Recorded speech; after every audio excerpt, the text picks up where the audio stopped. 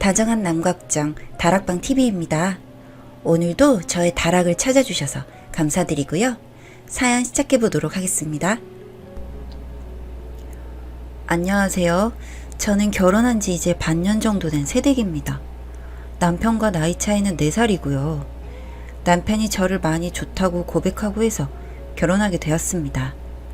저도 현재 회사를 다닌 상태이긴 하나 회사의 경우 정년까지 다니기가 힘들다 보니 항상 제 노후와 미래에 대한 걱정이 많았어요.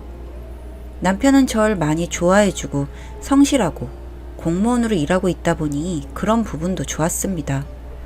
저는 공직은 잘 몰라서 남편이 많이 그런 부분을 어필해서 알게 된 거였고요.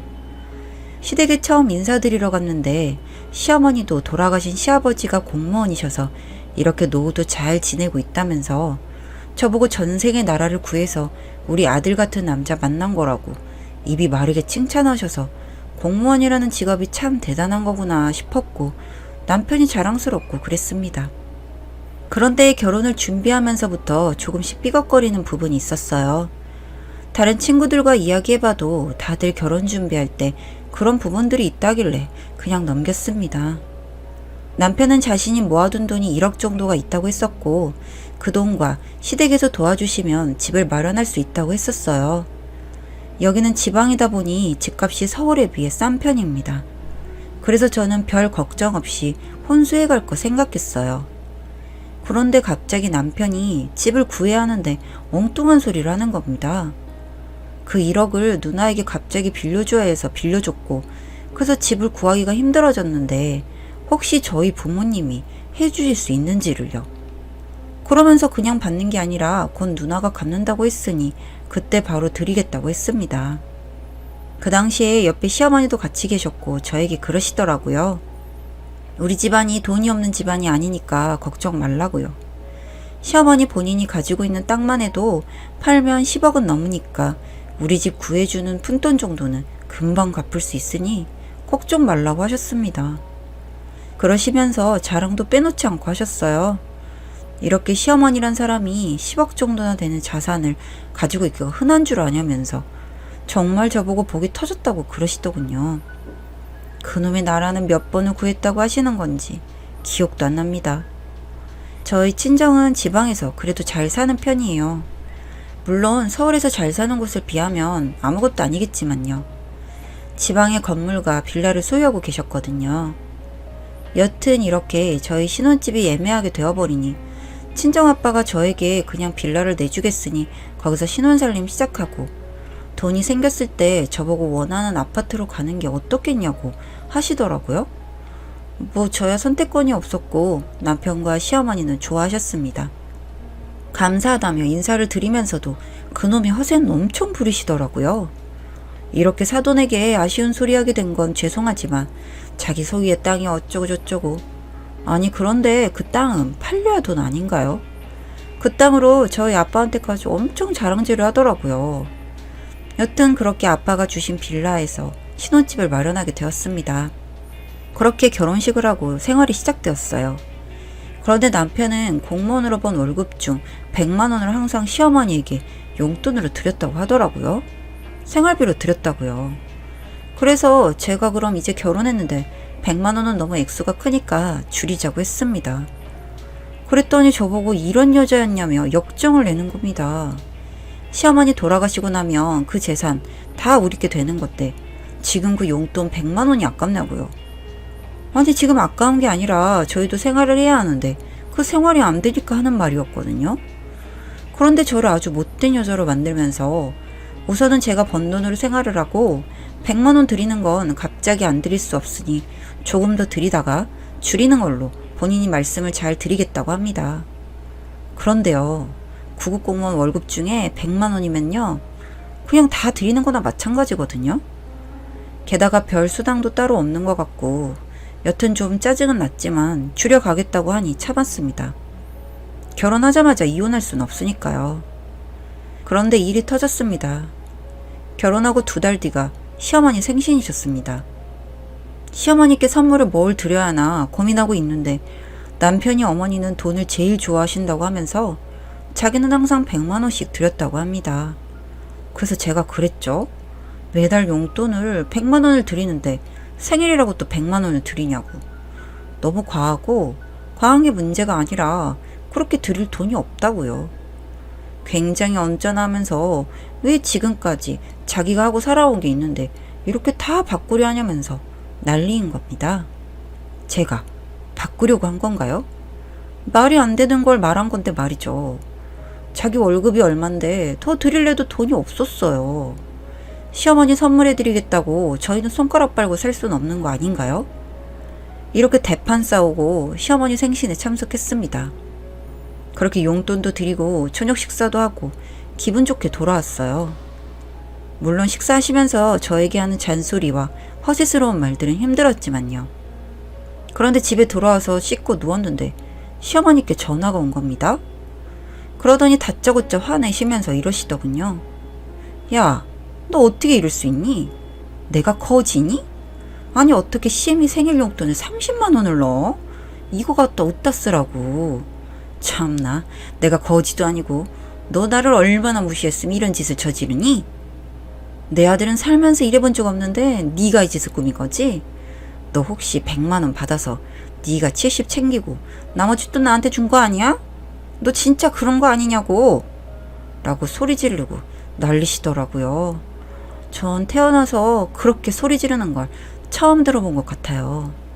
아직 시어머니에 대해 파악도 안 되어 있는데 저러시니 너무 무섭고 끔찍했습니다. 손이 덜덜 떨리더라고요. 그렇게 전화를 끊고 나니 남편은 이러더군요. 고 봐라. 내 그럴 줄 알았다. 그러니까 내가 하자는 대로 했으면 사단 안 나지. 왜 내 말을 안 듣고 이렇게 자처해서 욕을 먹니? 진짜 답답해서 못 봐주겠네. 라고요. 전 여기서 또 한 번 충격을 먹었습니다. 내가 이런 남자랑 결혼을 한 건가? 분명 연애할 때는 이런 남자 아니었는데 나는 속은 건가? 시어머니는 이제 어떻게 하나? 이렇게 못 살 것 같은데 등등 5만 가지 생각이 머리에 떠오르더라고요. 그 일이 있은 이후로 저는 남편에게도 시어머니에게도 정이 떨어져 버렸습니다. 사는 게 무의미하다는 생각도 들고 우울하고 딱 죽겠더라고요. 내 인생에서 결혼이라는 선택에 나는 실패를 했구나. 이런 생각이 들면서 눈물만 났습니다. 이런 이야기를 가장 친한 친구에게 할 수밖에 없었어요. 누구한테라도 말하지 않으면 죽을 것 같았거든요. 그랬더니 친구가 그러는 겁니다. 이건 정말 아닌 것 같다고요.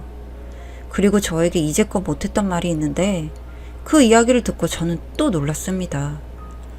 친구가 결혼식장에서 들은 소리라고 하더라고요. 당연히 저희 남편이 공무원이라고 생각을 했는데 거기 직원들이 참석해서 하는 소리를 들으니 일반적인 공무원이 아니라는 겁니다. 그러던 중에 대화 속에서 무기계약직이라고 했대요. 전 무기계약직도 잘 모르기 때문에 친구에게 물었습니다.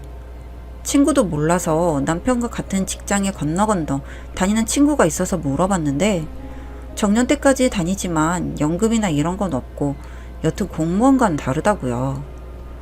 네, 그냥 그 건물에 들어가서 일을 하니 저는 모를 것이다 생각하고 이 인간이 속인 거였어요. 여기서 그 대화 속에 그래도 아주 여자는 잘 잡아서 부자라고 하더라 이런 이야기도 나왔고 그거 알고 꼬셨다고 했다는 말도 나오더라고. 알려주더라고요. 몇 번이나 말하고 싶었지만 잘 사는 우리 부부 괜한 트러블 만들고 싶지 않아서 참았다면서 미안하다고 하더라고요. 친구와 이야기를 마치고 그동안 시어머니와 남편이 했던 행동이나 말들이 한순간 스쳐가면서 속에서 뜨거운 게 올라오더라고요. 우선 정신을 차려야겠다고 생각했습니다. 이럴 때 도움을 요청할 사람은 저희 부모님밖에 없어서 찾아갔어요. 부모님 얼굴을 보니 눈물부터 나더라고요. 엉엉 우니까 다들 놀라셔서 무슨 일인가 하셨고 결혼하고 고작 몇 개월 동안 있었던 일들만 말씀드렸습니다. 거기에 친구에게 들었던 충격적인 이야기까지요. 아빠가 엄청 화가 나셨어요. 바로 남편과 시댁에 쫓아가려다가 저와 엄마가 말려서 참으시고 바로 이혼할 수 있게 아빠 변호사 친구분에게 말해놓겠다고 했습니다. 저는 단 한순간도 그 사람과 있기 싫었기 때문에 집으로 가서 퇴근한 남편에게 지난번 일로 인해 우리 사이에 실망감이 드니까 잠시 생각할 시간을 갖자고 나가달라고 부탁했습니다. 그랬더니 난리를 치더라고요. 여기가 무슨 네 집인 줄 아냐면서요. 자기 명의로 되어 있다고 유세를 떠나본데 이제 결혼해서 살기 시작했기 때문에 자신에게도 이 집에 있을 권리가 있다고 합니다. 그래서 여기 내 집이고 너는 내 집에서 나가지 않으면 신고를 할 거니까 알아서 하라고 했어요. 그랬더니 버티더라고요. 아빠에게 전화했습니다. 아빠가 오셔서 남편에게 그러셨어요. 여기는 니들 집도 아니고 엄연한 내 건물이고 내 소유의 빌라니까 좋은 말로 할 때 나가라고요. 그랬는데 이 인간이 정말 미친놈이었던 건지 저희 아빠한테 달려들어서 멱살을 잡고 욕을 하고 아주 인간 말종의 끝을 보여주더라고요. 아빠도 차라리 잘 됐다 싶으셨는지 난동 피우는 걸 보시고는 경찰서에 신고를 하셨고 남편이란 놈도 시어머니에게 연락해서 빌라에서 이야기하게 되었습니다. 저희 아빠가 화가 많이 나셔서 법적으로 할 수 있는 조치를 다 취할 것이라고 했고 처음 집을 구할 때부터 사이라는 놈이 직업을 속인 것, 아빠의 멱살을 잡고 폭언을 한 것 모두 가만두지 않겠다고 하셨어요. 시어머니와 남편은 다른 부분에선 본인들의 죄를 인정 안 하고 대들고 난리였는데 딱 한 부분에서는 약한 모습을 보이더군요. 바로 직업이요. 본인들도 공무원이 아닌데 공무원이라 속이고 결혼했다는 게 약점이긴 했나 봐요. 그리고 저희 집이 잘 살아서 꼬셨다는 말이 맞긴 한 건지 시어머니는 이 일이 터지자마자 아주 저자세로 나오시더군요. 어떻게 하면 노여움을 푸시겠냐고 하질 않나. 저에게도 자기가 서운하게 한 거 있다면 그건 다 절 아껴서 그런 거라는 이상한 소리도 하셨고요. 저도 너무 화가 나고 내 인생이 이렇게 망가지나 싶어 악에 바쳤습니다. 그래서 말씀드렸어요. 그동안 저한테 나라를 몇 번 구했다고 하시더니 이게 나라 구한 대가냐고요. 어디 가서 당신 아들 자랑하지 마시라고요. 양심이란 게 있으셨어야지 잘나지도 않은 당신 아들 자랑질 하셔서 오만 내 인생 말아먹냐고요. 그리고 혹시라도 저한테 아쉬운 소리 하셔서 다시 이어보려는 생각 꿈에도 마시라고 했습니다. 이혼 준비할 테니 이제 내 집에서 나가라고요. 그랬더니 시어머니 제 앞에서 무릎을 꿇으시네요. 누가 무릎 꿇으랬다고 짜증이 나더라고요. 다 보기 싫으니까 나가라고 했더니 역시나 그 모자 저에게 쌍땡이라며 욕하고 나가더라고요. 네, 저 이렇게 결혼한 지 반년 만에 이혼합니다. 아주 탈탈 털어줄 생각입니다만 제 마음의 상처는 어떻게 할지 모르겠네요. 혹시라도 그냥 지방이니까 다들 다리 건너 알고 하는데 사기치거나 속이는 게 있겠어? 이렇게 가볍게 생각 마시고 결혼 상대자를 볼 때 꼭 확인하시길 바랄게요. 제가 현재 가장 후회스러운 부분이 이거거든요. 안녕하세요. 다정한 남각장 다락방TV입니다. 오늘도 저의 다락을 찾아주셔서 감사드리고요. 사연 시작해보도록 하겠습니다. 안녕하세요. 그냥 그동안 힘들기만 했던 시댁이었는데 이번에 어떤 계기로 숨통이 좀 트이는 기분입니다. 뭐 그래도 제 돈을 잃었으니 완전히 산뜻하지만은 않지만요. 저희 시어머니는 결혼 전부터도 절 힘들게 했어요. 힘든 것도 힘든 건데 그냥 한 번씩 사람을 황당하게 만들어버리는 재주가 있는 분이라 왜 진행을 했는지 제 발등을 찍고 싶네요. 결혼하려고 남편과 마음을 먹고 양가에 방문을 했었습니다. 시댁부터 인사드리려고 들렀어요. 겨우 신발 벗고 집 안으로 들어섰을 때였는데 시어머니가 대뜸 그러시더군요. 너 혼수는 얼마나 할 생각이냐? 네? 혼수요? 집이 마련이 되면 거기에 맞춰서 하려고 해요. 아직 얼마나 할지는 정하지 못했어요. 했죠. 그러니 시어머니 대뜸 이러시더군요. 그래? 아니 네가 혼수를 얼만큼 할지를 알려줘야 우리도 그에 맞는 집을 고를 거 아니니? 라고 하시더군요. 그래서 전 시댁이 엄청 부자인 줄 알았습니다. 제가 혼수 많이 하면 아주 좋은 집을 해주신다는 뜻 아닌가요? 그런데 웬걸요? 저 24평 아파트 대출 받아서 겨우 장만했습니다. 양가에서 조금씩 도움 받고요. 제가 그 당시 일이 황당해서 나중에 남편에게 물으니 자기네 집은 원래 돈 없었고 집 해줄 거 막막하니까 엄마가 그랬던 것 같다고 하더군요. 이게 말인지 방구인지. 아니 뭐 해줄 여력이 안 되시면 그냥 계시면 둘이 알아서 할 텐데 왜 저런 말씀을 초면에 하셨을까요? 정말 무례하지 않나요? 그래도 그땐 바보같이 어리고 그냥 대부분 이렇게들 물어보시나 보다 하고 넘겼습니다. 쓰다 보니 제가 병신이었네요. 그 이후 결혼 진행하는 내내 돈이 시작되었습니다. 또 어느 날은 너 보석 좋아하니? 라고 하시더군요. 그래서 아니야, 그냥 엄청 좋아하진 않아요 라고 했죠. 그랬더니 냉큼 그래? 그럼 예물 18K 반지나 나눠서 끼고 말아라 라고 하시더군요. 아니 이것도 본인이 돈 주실 것도 아니면서 굳이 안 해도 될 말을 왜 하시는 걸까요? 그런데 이런 일은 결혼해서 살다 보니 아무것도 아니더군요. 남들이 다 하는 시모짓이야 뭐 빼놓지 않고 하고요. 거기에 더 얹어서 이것저것 난리예요. 너무 스트레스입니다. 자주 이렇게 부딪히다 보니까 시모랑 사이는 안 좋고 그래서 어느 순간부터 짜증나면 안 가버려요. 그러다가 명절 때는 어쩔 수 없으니 가면 또 일이 터집니다. 시댁 딱 들어서면 시어머니가 남편에게 이래요. 우리 아들 안 힘드니? 일하는 거야 저도 맞벌이를 하고 있는데 되게 아드님이 뭐가 그리 힘들다는 걸까요? 그래도 그냥 그런가 보다 하고 말았습니다. 그랬더니 지난번에 전화했을 때 아들이 설거지하고 있었다며? 아니 왜 힘든 애한테 그런 걸 시키니 넌? 어머니 저도 똑같이 일하고 와서 힘들고 땡땡 아빠 기껏 도와주는 거 그거 설거지 하나예요. 청소를 하는 것도 아니고 음식물 쓰레기 한 번을 안 버려주는데요. 설거지라도 좀 하는 게 어때서요? 라고 해버렸습니다. 모르겠더라고요. 이제 나도 먹을 만큼 먹었고 애들도 있고 그런데 꼭 그런 앞에서 저런 소리를 하시는 게 저 아들만 둘이다 보니 저희 남편 같은 애들 안 만들려고 집에서도 이것저것 시키고 하거든요. 그럴 때마다 시어머니는 애들 고추 떨어진다는 아주 조선시대에나 나올 법한 소리를 하십니다. 이것도 솔직히 들을 때마다 짜증났는데 또 한마디 해버리고 말았네요. 까지 고추 좀 떨어지면 어떠나요? 이런 거 한 번 안 해보고 살다가 나중에 결혼한 여자한테 버림받으면 그 고추 있으나 마나 아닌가요? 라고 했더니 어떻게 아들들 앞에서 저런 소리를 하냐고 난리시더군요. 전 절대 우리 아이들 어머님처럼 키울 생각 없거든요. 조금이라도 정상적이고 같이 일을 해결해 나가는 그런 남자애들도 키우고 싶습니다. 그런데 정말 큰일은 얼마 전에 일어났습니다. 이래저래 제가 말대꾸한 게 있어서 그런지 심기가 불편해 보이시긴 했었습니다. 그런데 시어머니가 저에게 돈을 빌려가셨는데 그 돈을 안 주시는 겁니다. 그래서 전화로 급하게 쓸 때가 있다고 좀 달라고 말씀드렸죠.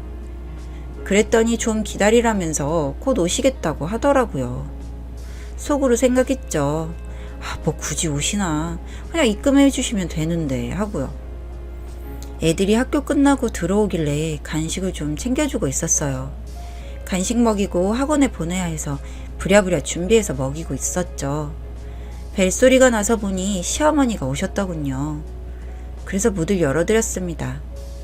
아니 그런데 이게 웬일입니까? 거실에 착 자리 잡고 앉으시더니 가방에서 뭘 빼시길래 당연히 돈은 현금으로 찾아오셔서 주시려나 보다 했습니다. 아니 그런데 그 가방에서 나온 게 뭔 줄 아세요? 칼이었습니다. 주방에서 쓰는 그런 칼이요. 전 너무 놀랐고 아이들도 놀란 얼굴이더군요. 이대로 애들 두면 안 되겠다 싶어서 어서 학원 다녀오라고 하고 내보냈습니다. 둘째 아이는 이미 눈에 눈물이 고여서 겁을 잔뜩 먹었더군요. 그래도 이 상황에서 애들을 얼른 내보내는 게 우선이다 싶어 보냈어요. 그래도 손주들에게 해를 가하실 생각은 없으셨던지 조용히 앉아 계시더군요.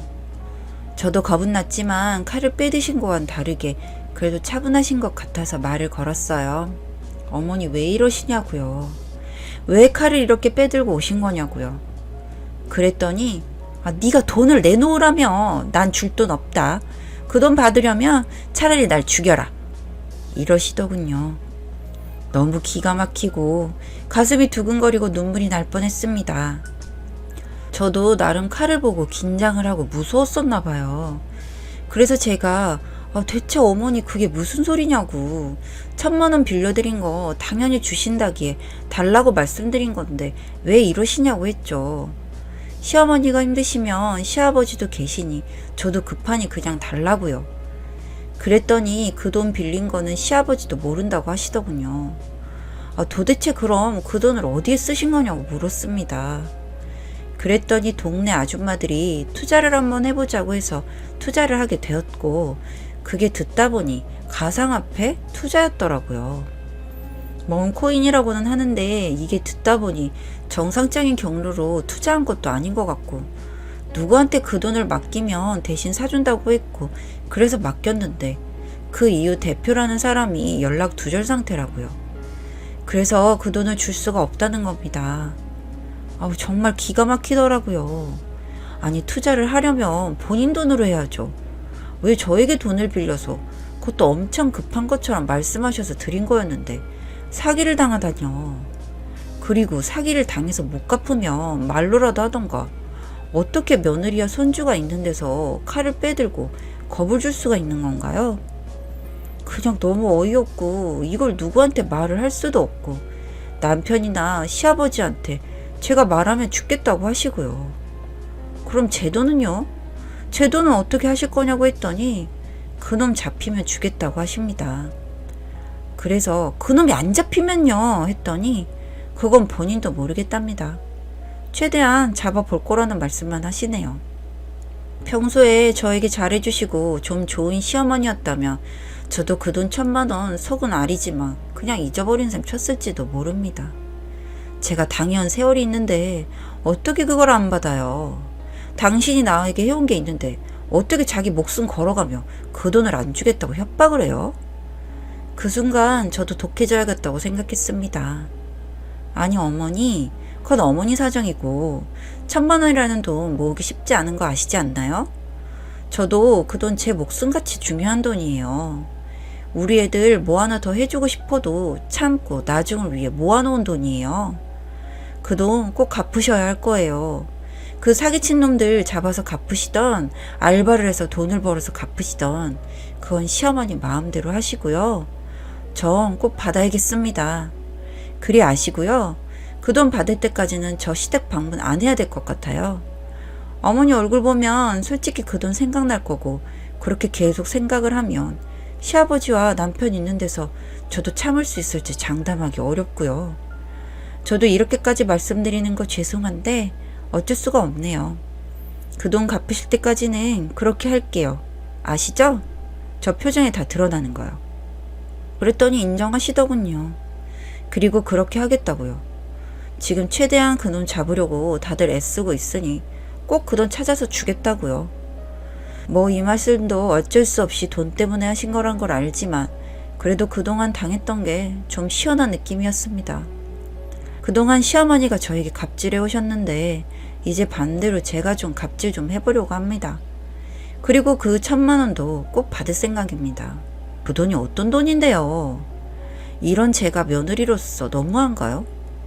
그리고 대한민국 시어머님 중에 저희 시어머님처럼 며느리한테 칼로 협박하는 분 계실까요? 제가 보기엔 시어머니가 유일할 것 같아서요. 참 어이없지만 그래도 돈 받을 때까지라도 어떠한 명분이 생긴 것 같아 좀 풀리는 기분입니다. 이번 사연 여러분은 어떻게 들으셨나요? 전 황당하더라고요. 아무리 그래도 그렇지 며느리한테 자기 죽이라고 하면서 칼로 협박하는 게 이게 말이나 되는 소리인가요? 당하신 이 사연자분이 너무 황당하셨을 것 같아요. 무섭기도 하고요. 요즘에 별 이상한 분들도 많은데 그래도 이 사연자분이 좀 착하시다고 느껴지는 게 저라면 이 정도에서 멈추진 않았을 것 같거든요. 뭐 시아버님한테도 알리고 남편에게도 알리고 다 알렸을 것 같은데 사연자분 마음이 좀 넓으신 편인 것 같습니다. 여러분들은 어떤 생각이신지 댓글로 많이 남겨주세요. 안녕하세요. 다정한 남각정 다락방TV입니다. 오늘도 저의 다락을 찾아주셔서 감사드리고요. 사연 시작해보도록 하겠습니다. 안녕하세요. 저는 3남매를 둔 엄마입니다. 제 젊은 시절 이야기까지 하자면 다 쓸래야 쓸 수도 없을 만큼 사연이 있죠. 아마 제 나이대의 분들은 다들 그러시겠죠? 전 3남매를 품에 안고 얼마 안 돼서 남편과 사별했습니다. 그때 막내 아이가 태어나서 돌쯤 되었을 시기였죠. 정말 막막했는데 그래도 지금껏 열심히 살아왔습니다. 그래도 아이들 셋을 여자 혼자 잘 키워내기까지 나름 많은 고난과 역경의 시간이었습니다. 현재는 3남배는 다들 각각의 짝을 만나 가정을 이룬 상태이고 저는 혼자서 노년의 기쁨을 누리며 살고 있는 중입니다. 그동안 자식들 키우느라 취미활동 한번 못 해보고 살았는데 다 늦게 이것저것 배우러도 다니고 라인 댄스도 다니고 주말에는 친구들과 등산도 다니고요. 그동안의 힘든 시간을 나이 먹어 다 보상받는 그런 기분입니다. 그리고 자식들도 다들 잘 커주었습니다. 남들이 보기엔 평범한 아이들이겠지만 제 입장에서 보면 사회의 한 구성원으로 열심히 사는 걸 보면 뿌듯해지곤 합니다. 다들 짝도 잘 만나서 잘 지내는 모습을 보면 다들 예쁘고 고맙고 그렇습니다. 그런데 첫째 아들의 와이프, 즉 큰 며느리는 조금 다릅니다.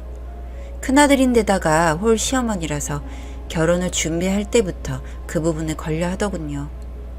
며느리의 친정 부모님도 걱정이 많으셨지만 제가 많이 의지하고 이런 성격이 아니고 노후 준비도 나름 되어 있어서 그런지 딸과의 결혼을 허락하시더군요. 그래서 저는 더 신경을 쓰긴 했습니다. 큰 며느리에게 특히나 부담 주지 않으려 했죠. 며느리가 절 부담스러워하는 건 저도 그럴 수밖에 없겠다 생각이 드는 부분이고 그런 것도 다 맏며느리라는 책임감에서 나온 거니 안쓰럽고 그런 마음이었습니다. 그런데도 한 번씩 아직 닥치도 않은 미래를 생각하며 혹시라도 제 건강에 문제가 생겨 모시고 살게 되지는 않을까 전전긍긍하는 그 모습이 굉장히 속이 상하긴 하더군요. 그래도 이해하려고 애썼고 그렇게 현재도 살고 있습니다. 아이들은 제가 혼자서 자신들을 힘들게 키웠다고 생각해서인지 저에게 참 잘하려고 합니다. 하지만 각자의 가정을 꾸린 이후로는 저 역시 저에게 신경 쓰지 말라고 하고 자주 연락하고 찾아오려고 하는 것도 각자의 배우자를 위해 좀 참으라고 합니다. 엄마는 괜찮으니 너희들만 잘 살면 된다고요. 꼭 필요할 때는 연락을 먼저 할 테니 그동안은 걱정 말고 즐거운 가정생활을 하라고요. 그래도 아이들은 명절이 되면 꼭 와서 하루 이틀은 자고 가려고 노력을 하고 그 기간 동안 여러 일을 제가 할 수 있도록 같이 도와주곤 합니다. 이런 일들도 웬만해선 저도 혼자 처리하곤 하는데 그래도 애들은 뭐든 해주려고 하고 챙겨주려고 해서 많이 고마운 마음으로 살고 있어요. 하지만 이때도 큰며느리는 굉장히 탐탁치 않아 합니다. 그게 다 드러나게 행동을 해요. 이런 생활이 계속 반복될까봐 나름 굉장히 신경을 많이 쓰는 것 같더라고요. 그렇다고 제가 며느리를 구속하거나 매일 연락을 요구한다거나 하지 않습니다. 경험 없는 시어머니가 되지 않기 위해 노력을 하는데 그 노력 중에 하나는 괜한 흠 만들지 않게 자주 보지 말자. 이게 제 신조거든요. 다들 부담스럽게 느끼는 홀 시어머니 자리가 되지 않기 위해서 노력하는데 자꾸 며느리가 부담스러워하니 저 역시 기분이 많이 상할 수밖에 없네요. 그러다가 문제가 생기게 되었습니다. 이번에 큰아들이 사업을 하다가 문제가 생겨서 집안이 많이 어려워지게 되었습니다. 본인들이 살고 있는 집까지 내놓아야 할 정도로 상황이 안 좋아졌다고 하더라고요. 아이들도 키워야 하고 들어갈 돈도 많을 텐데 갑자기 큰아이가 저렇게 주저앉아 버리니 저 역시 상심이 컸습니다. 어떻게 해야 하나 부모된 입장으로 저 역시 잠도 안 오고 힘든 시간들이었습니다. 될 수 있으면 아이들을 도와주고 싶었지만 제가 해줄 수 있는 건 하나밖에 없더군요. 해줄 수 있는 게 이것밖에 없는 것도 어미 된 마음이 참 쓰리고 쓰렸습니다.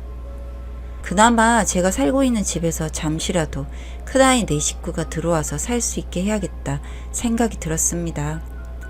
아이들 뜻도 존중을 해야 하니 오라 한 게 아니고 큰 아이에게 와이프와 상의해보라 그렇게 전했습니다.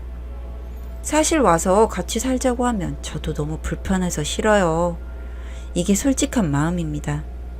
하지만 당장에 그 애들이 지낼 곳이 없다고 하니 저는 집이라도 내어줄 수밖에 없고요. 물론 제가 돈이 많아서 집 한 채 주면 정말 좋겠죠. 하지만 혼자 돈 벌어 삼남매 키우면서 나름 이 정도 살기까지도 힘들었거든요. 여튼 필요하면 집을 내어주겠다고 말했고 우리 집에 와서 살 것인지 말 것인지 의논하는 과정 중에 부부싸움이 잦았다는 소리를 들었습니다. 그것도 저를 속상하게 했지만 며느리도 제 아들만 바라보고 시집왔을 텐데 속상하겠거니 했습니다. 이런 이야기들이 오고 가던 중 며느리가 자신의 친정의 이러한 사정을 이야기했고 몇 날 며칠을 울고불고 해서 작은 평수 아파트를 전세로 구할 수 있는 자금을 받게 되었다고 합니다. 뭐 여기까진 저도 사돈댁에서 이렇게 도와준다고 하시니 정말 감사한 마음뿐이었습니다. 아이들 둘에 내 식구가 살기에 19평짜리 아파트, 사실 굉장히 좁을 수 있습니다. 하지만 아이들이 아직 젊으니 앞으로 둘이 맞벌이를 하고 열심히 모으다 보면 또 금방 일어서리라고 전 생각을 했죠. 그래서 잘 됐다고 축하해줬습니다. 그런데 진짜 문제는 지금부터 시작이었습니다. 아들이 갑자기 절 찾아와서 굉장히 죄송한 얼굴을 하고 저에게 이런 말을 하는 것이었습니다. 제가 살고 있는 아파트가 32평인데 혹시 엄마가 19평 아파트 전세로 가서 살고 계시면 안 되겠냐고요. 그래서 아니 그게 무슨 소리니? 엄마가 살아있는 동안에 너희 삼남매가 엄마 집으로 오고 그럴 텐데 정든 이곳을 떠나라고 하니 라고 했습니다. 그러자 큰아이가 눈물을 흘리면서 이리 말하더군요. 와이프가 아무리 그래도 19평 아파트에서 아이들을 데리고 도저히 살 수 없을 것 같다고요. 그러면서 어머니는 혼자 계시니까 그 평수도 괜찮지 않겠냐면서요. 그렇게 며느리가 낸 의견이라며 엉엉 울더군요. 그동안 큰아이도 마음고생이 심했는지 형편없는 모습이었습니다. 그 모습으로 엉엉 울기까지 하니 억장이 무너지는 것 같았습니다. 그동안 일적으로나 집에서나 얼마나 시달렸을까. 사실 안 봐도 훤하지 않나요? 맞아요. 당연히 부모로서 최대한 도와주는 게 맞다고 저도 생각합니다. 하지만 왜 이렇게 기분이 나쁜 걸까요? 우선은 저도 제 뜻을 전했습니다. 제가 살아있는 동안에 삼남매가 왔다 갔다 할 텐데 그래도 그 집을 지키는 게 맞지 않겠냐고. 그렇게 제 아들에게 뜻을 전하고 집으로 보냈습니다. 바로 며느리에게 전화가 오더군요. 그동안에는 며느리에게 전화를 받아본 적이 있었나 싶었습니다. 없었던 것 같아요. 그럼 며느리에게 전화가 오더군요. 전화를 받더니 앞뒤말 하나 없이 씩씩대면서 저에게 이러는 겁니다. 자기 친정에서는 그렇게 많이 도와주려고 하는데 어머니는 어쩜 이렇게 이기적이냐고요. 남편이 사업이 망해서 자기는 이렇게 개고생을 한다고요. 아이들 둘 키우는 것도 벅찬데 자기는 맞벌이도 앞으로 해야 하는데 집은 좁아 터진 곳에서 어떻게 사냐고요. 그 집에서 같이 좁게 사느니 자기 친정에서 이렇게 도와주신다고 하니 서로 편하게 살 수 있는데 왜 그러시냐고 따지듯 묻더라고요. 아무리 그래도 시어머니 앞에서 개고생이라니요. 참 슬프더군요. 이렇게 며느리에게 야단맞은 듯한 통화를 끝냈고요. 사업망한 아들을 둔 죄인이라 뭐라 말하지도 못했습니다. 사실 며느리 상태가 제 이야기를 들을 상태도 아니더군요. 그런데 어쩝니까? 솔직히 제 마음은 더 식어가네요. 처음엔 아이들이 짠하고 안타까웠는데 점점 그런 마음보다는 괘씸한 마음이 더 커져만 갑니다. 제가 살고 있는 집을 당연히 내놓아야 하는데 며느리에겐 당연한 것인 걸까요? 당연히 받아야 하는 것을 못 받은 사람처럼 화를 내며 저에게 뭐라고 하니 황당하기도 하고 씁쓸하기도 하고 만감이 교차하더군요.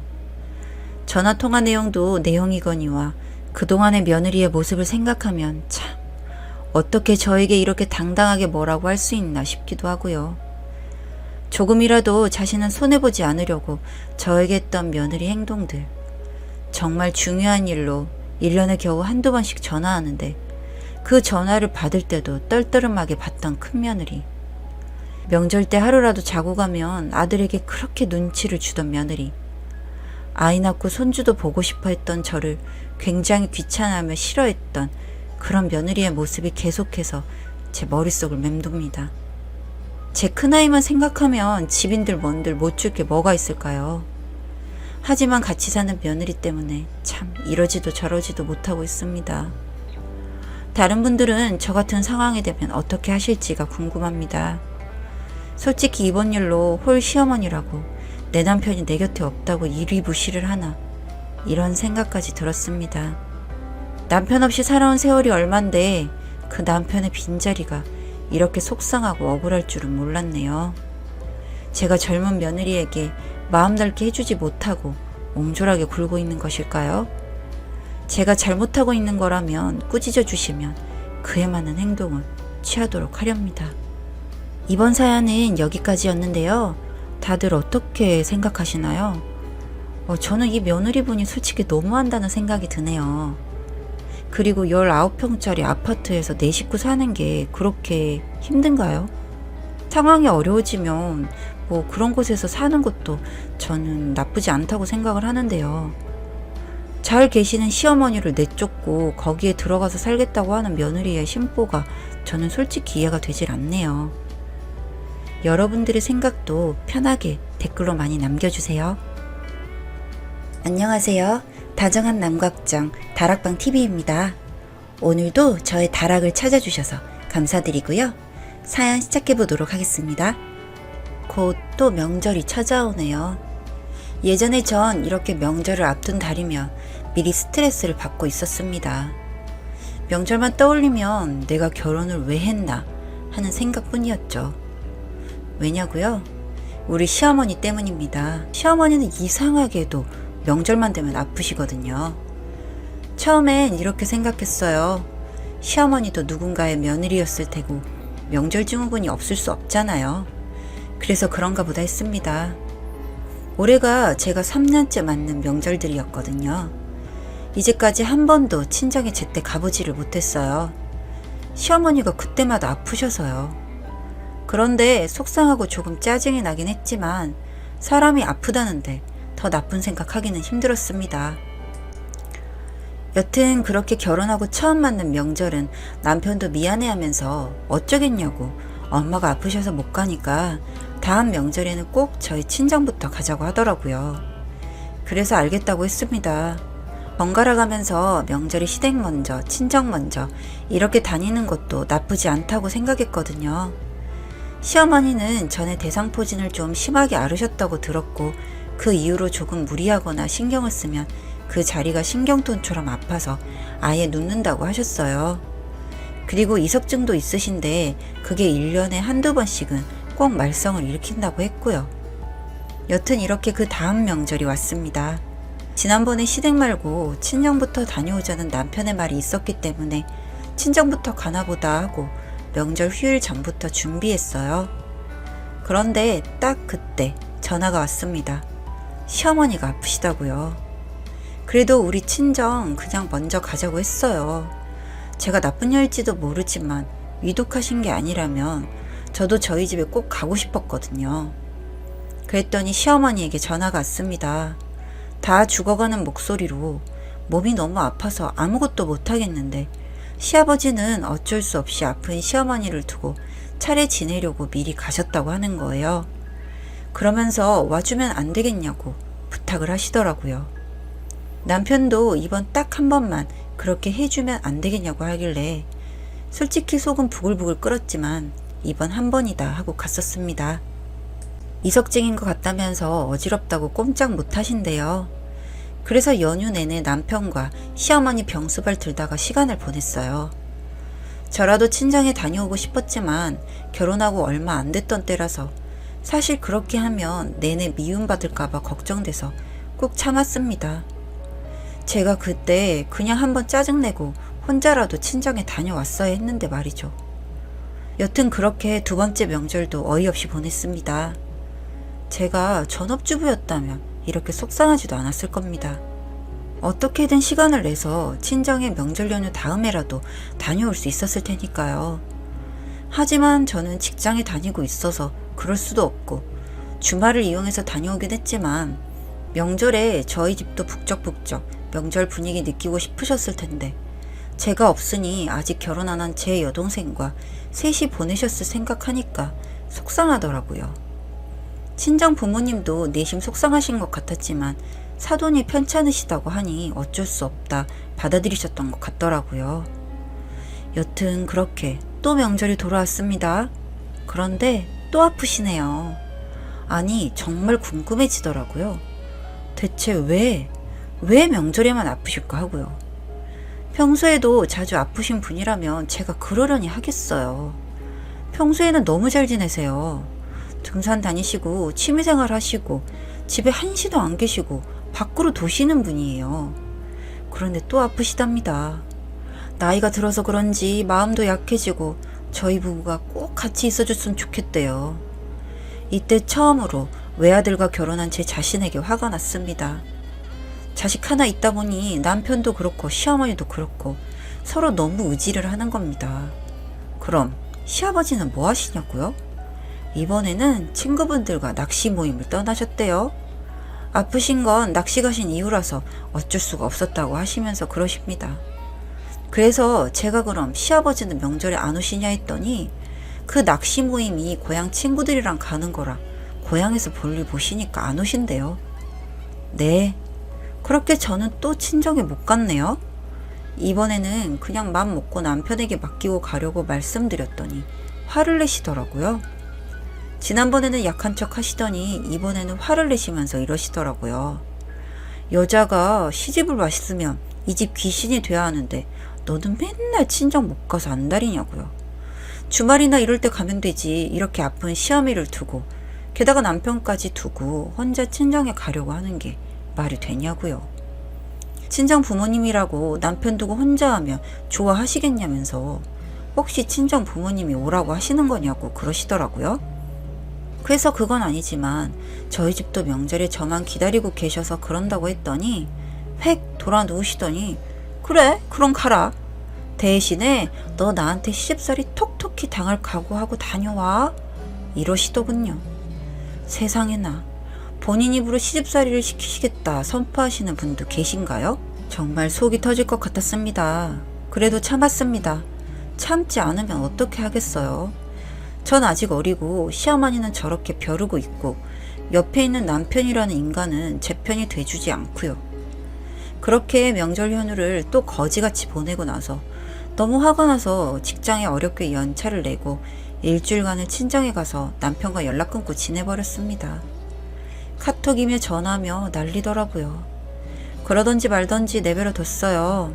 그렇게 있는데 저희 친정엄마가 안 좋은 표정으로 저에게 오시더라고요.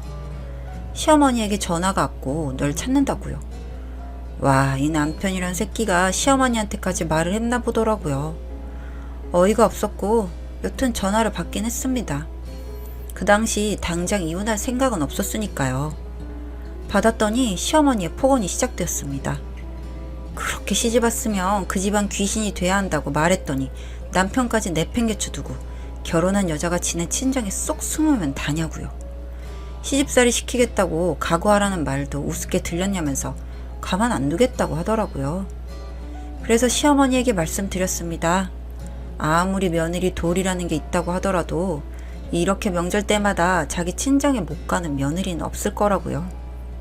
시어머니가 아프셨을 때 돌봐드리는 건 당연하지만 한 이틀이라도 간병해드렸으면 어머니도 저희 친정을 무시하는 게 아니라며 가라고 하셔야 하는 게 맞지 않냐고 했습니다. 그랬더니 어린 년이 아주 맹랑하게 말대꾸한다고 하시더라고요. 저 살면서 2년 전의 소리 못 들어보고 컸습니다. 저희 집 딸 둘 키우시면서 저희 아빠도 항상 좋은 말씀만 하셨어요. 그런데 제가 뭘 어쨌다고 저러시는 건지 너무 화가 났습니다. 그렇게 대판해대고 시어머니는 절 가만두지 않겠다 으름장 놓고 전화는 끊었습니다. 바로 남편에게 전화 오더라고요. 시어머니가 말했겠죠? 본인이 통화했으니 네가 전화해도 받을 거라고요. 이 새끼가 이렇게 마마 보이인 줄은 정말 몰랐습니다. 알았다면 결혼 안 했을 거예요. 이렇게 찌질한 새끼라는 걸 왜 연애할 때는 숨겼을까요? 뭐 여튼 전화를 받았더니 지네 엄마한테 전화가 와서 어쩔 수 없이 말할 수밖에 없었다네요. 그러면서 저보고 좀 너무하다고 하더라고요. 자기 엄마가 일부러 그런 것도 아니고 아파서 그런 건데 어떻게 그럴 수가 있냐고요. 그래도 자기 엄마가 제가 돌아와서 빌면 용서해 준다고 했다면서 오라고 하더군요. 코웃음이 나왔습니다. 그냥 이 인간 믿고는 못 살겠다는 생각이 들더라고요. 싸움질을 해도 얼굴을 보고 퍼부어야겠다는 생각이 들었어요. 친정 부모님도 자고 내일 가라고 하시는데 도저히 잠도 안 올 것 같아서 그냥 집을 나섰습니다. 제가 너무 흥분을 하고 화가 났었나 봐요. 가는 길에 앞차와 사고가 나버렸어요. 앞차가 정지해 있는 걸 못 보고 받았는데 속도는 이미 줄인 터라 큰 문제는 없었지만 보험회사 부르고 또 난리가 났죠. 그렇게 사고 처리를 하던 중 블랙박스를 보게 되었습니다. 그러다가 정말 흥미로운 소리를 듣게 됐네요. 명절 이틀 전쯤이었던 것 같아요. 차 안에서 낯익은 목소리가 들리는 겁니다. 시어머니와 남편의 대화였어요. 생각해보니 이날 시댁에 들러 뭔가를 가지고 온다고 했던 날이었던 것 같습니다. 그런데 그 대화 내용을 듣고 저는 소름이 돋았습니다. 아들, 이번 명절은 어떻게 할 거야? 엄마가 또 아프다고 하면 될까? 그 방법밖에 없지 않을까? 그런데 또 통할지 모르겠어. 매번 다음번엔 장인어른 댁에 먼저 가자고 해놨는데. 아휴, 그래도 시엄마가 아프다는데 지가 뭘 어쩌겠니? 안 오고 배기겠어? 모르겠어. 여튼 엄마가 잘해봐. 명절에 나도 쉬고 싶은데 운전 몇 시간 해서 장인어른 댁 가는 거 힘들고. 몰라. 여튼 불편해. 알았어. 엄마만 믿어. 너희 아빠한테도 말하면 안 된다. 알겠지? 여튼 반찬 잘 챙겨가고 내일쯤이나 전화할게. 알았어 엄마. 참 듣고 있는데 기가 차더군요. 이 미친 인간이 일부러 계획을 한 거였더라고요. 하하, 쓰면서도 웃음이 나네요. 그러니까 저희 집에 가는 거 운전도 싫고 불편해서 지가 술을 쓴 거였어요. 거기에 시어머니는 좋다고 응한 거고요. 두 모자가 똑같으니 그랬겠지만 이젠 시어머니보다 남편이란 새끼를 용서할 수 없겠더라고요. 아주 잘 됐다 싶었습니다. 그 길로 바로 시댁으로 갔어요. 남편에게는 전화해서 시댁으로 오라고 했습니다. 남편은 엄마한테 사과하러 가는 거야? 그래. 그래야 편하게 살지. 우리 엄마 하나면 뒤끝 길어서 자기만 힘들어. 빨리 갈게. 요지랄 떨더군요. 시댁으로 갔습니다. 시부모님이 주무시려다가 초인종 누르는 게 저인 걸 보고 놀라신 눈치더라고요. 시어머니는 제가 사과하러 온 줄 알았는지 뿌듯한 표정이었고요. 인사드리고 남편 도착하면 말씀드리겠다고 하고 거실에 앉았습니다. 잠시 후 남편이 들어오더라고요. 그러면서 시어머니에게 엄마 땡땡이 너무 뭐라고 하지마. 이지랄. 속으로 어이가 없었지만 참고 이야기를 시작했습니다. 어머니 평소에는 정말 쌩쌩하시다가 꼭 명절 때만 아프신 이유가 있을까요? 바로 짚고 날렸네요. 시간 끌 필요 없을 것 같아서요. 그랬더니 팔딱 뛰시네요. 사과하러 온 줄 알았더니 지금 취조하러 왔냐면서 그러려고 이 시간에 이렇게 왔냐고 하시더군요. 옆에서 시아버지도 아가, 아무리 요즘 젊은 며느리들이 자기 할 말 다 하고 산다고 하지만 이건 너무 경우가 없는 게 아니냐? 라고 하시더군요. 그래서 웃으면서 말씀드렸습니다.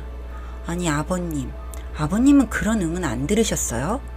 왜 내 와이프는 명절 때만 되면 아플까?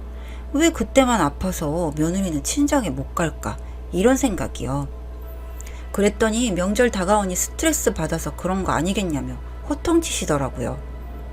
네 아버님, 저 역시 그런 줄 알고 있었어요. 그런데 그게 아니었더라고요. 하면서 가방 속에서 차 안에서 떼온 블랙박스 영상을 보여드렸습니다. 두 모자의 대화를 말이죠. 시아버지는 다 보고 나시더니 지금 둘이서 뭐하는 짓거리냐고 화를 내시더라고요. 화낼 사람은 전데 시아버지가 하도 난리셔서 좀 진정하시라고 했습니다. 아무리 아들을 사랑하셔도 그렇지 아들이 이렇게 못나고 사람 아닌 짓을 하면 어머니란 사람이 그걸 바로 잡아주셔야 하는 거 아닌가요? 어떻게 같이 동조를 해서 이렇게 사람을 속이세요? 저희 친정이, 그리고 제가 우스워 보이세요? 이렇게 싸고 도니까 이 정신머리 없는 인간이 영영 구제할 길이 없는 거 아니겠어요? 했더니 말이 너무 심하다고 하시더라고요. 말이 뭐가 심해요, 어머니? 아니죠. 이제 저에게 어머니 아니시니까 아주머니. 경우 없이 자란 인간 사람 못 만들어서 장가 보냈으면 독립해서 잘 살게라도 해주실 것이지. 그렇게 아깝고 보기 애처로우면 그냥 끼고 사세요. 나이 그만큼 드셔서 추잡스러운 짓 하지 마시고요. 했더니 인연이 아주 미쳤냐면서 저에게 삿대질을 하시면서 난리시더라고요. 그래서 말씀드렸습니다. 그렇게 사랑하는 아들 곧 다시 보내드릴 테니 평생 그렇게 아들 뒤나 닦아주면서 사세요. 제가 빠져드릴게요. 그리고 너 이 새끼야. 우리 부모님이 널 뭘 불편하게 했냐? 그냥 어른이면 불편하지? 나도 마찬가지야. 나라고 너네 집이 편해서 다닌 줄 아니? 너네 부모님이 너무 좋아서 다닌 줄 알았냐? 이렇게 엄마 치마폭에 쌓여서 살 거면 그냥 살지 왜 나랑 결혼을 해서 이 지랄이야. 앞으로 너 니네 엄마랑 살아. 알았지? 아, 앞으로가 아니네. 그냥 너 오늘부터 여기서 지내면 되겠다. 그치? 네, 그렇게 퍼붓고 저는 지금 이혼 준비 중입니다. 신혼집이었던 곳은 부동산에 내놓았고 친정에 와 있어요. 이 거지 같은 인간들 때문에 괜한 직장까지 그만두고 쉬고 있네요. 도저히 화가 나서 직장에서 일을 할 수 없는 상태가 돼버렸거든요. 몇 년간 그 두 모자의 깜찍한 연기에 속아 넘어간 제가 가장 멍청한 년이죠. 그날 사고가 안 났다면 저는 지금도 친정에 한번 못 가는 그런 멍청이로 살고 있었겠죠. 그 뒤에 질척질척하고 더럽고 치사한 이야기는 적고 싶지도 않네요. 빨리 이혼해버리고 정말 다 털어버리고 살고 싶습니다. 이렇게라도 털어낼 수 있어서 다행이란 생각뿐입니다.